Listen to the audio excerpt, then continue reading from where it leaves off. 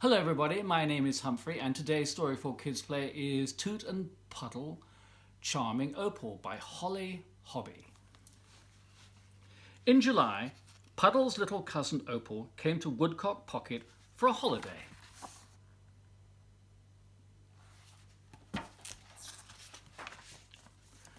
On her first day, Toot and Puddle took Opal for a long walk in the sparkling woods. The three of them played with her new purple ball.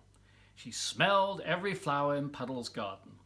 That evening they had a cookout with corn on the cob and watermelon.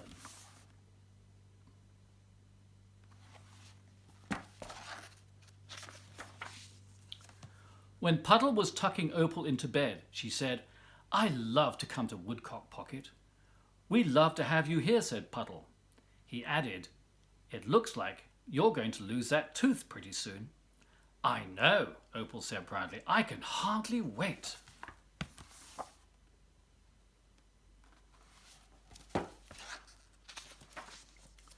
At breakfast, Opal said, "Look, Toot, my tooth is so wobbly." "Would you like me to help it come out?" Toot asked. Opal said, "I want it to come out all by itself."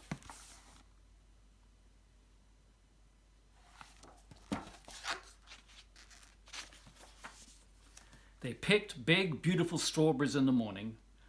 "I don't think that tooth can get any looser, Opal," Puddle said. "It might fall out today," Opal said, laughing, "right during my vacation at Woodcock Pocket."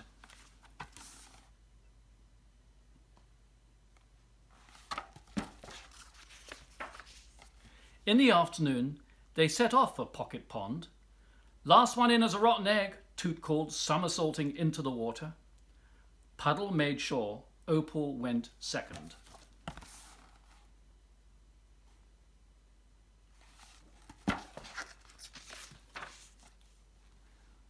All at once, Puddle noticed that Opal looked slightly different. "Holy moly," he said, "your tooth!" Yes, Opal's loose tooth had fallen out at last. "But where is it?" Opal asked, looking anxiously at the ground. She was bravely trying not to cry. "Why are you upset?" Puddle asked. "You've been hoping for your tooth to come out." "But where is it?" Opal repeated. "I have to put it under my pillow tonight." "You do?" asked Toot. "So the tooth fairy will come," she explained. "I see," said Puddle. "We'll have to find that loose tooth." "That lost tooth," Toot said.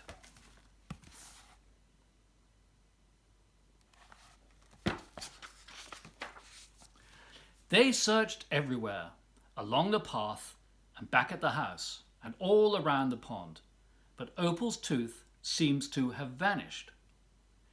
"It must have come out while you were in the water," Puddle decided. "Then it's gone forever," his little cousin said sadly.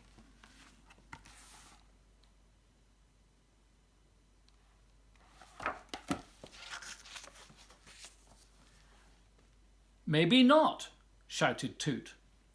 Lo and behold, on his third dive, Toot spotted Opal's white tooth on the sandy bottom of Pocket Pond.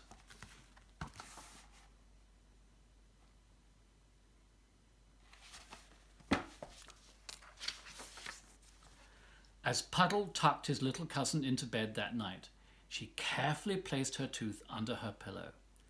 "Now the tooth fairy will come while I'm at Woodcock Pocket," she said, "just as I'd hoped." "Sweet dreams," said Puddle.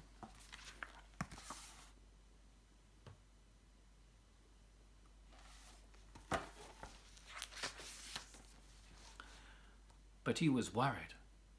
"What's the matter, Puds?" Toot asked. "Do you think the tooth fairy comes to Woodcock Pocket?" "I'm not sure," Toot said. "Maybe." "But what if she doesn't? Opal will be so unhappy." Puddle devised a plan. They would stay awake and make sure the tooth fairy visited Opal's bedroom. And if she didn't come to collect the precious tooth and leave a shiny new quarter in its place, Puddle would do the task himself. "I will be the tooth fairy," he declared. "How do you be the tooth fairy?" Toot asked.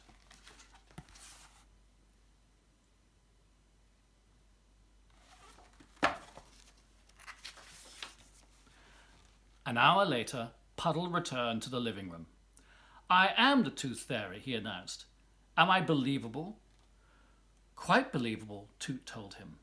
"Now, let's turn out the lights and wait for the Tooth Fairy to arrive," Puddle said.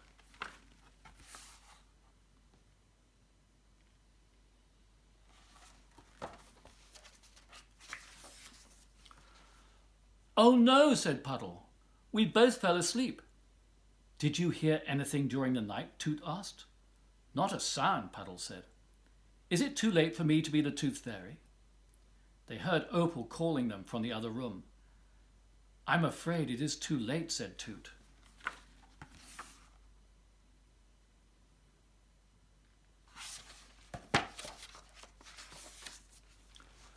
Toot and Puddle stepped nervously into the guest bedroom. "Good morning, Opal," they said together.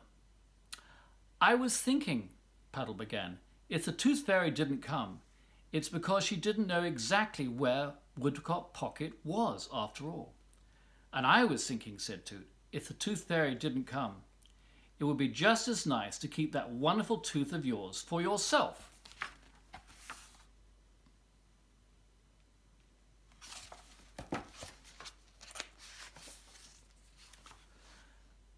"But guess what?" Opal said.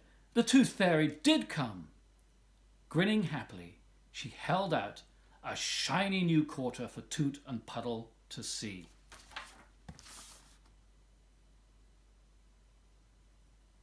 And that's the end of the story. I hope you enjoyed it. I'll see you again next time. Goodbye.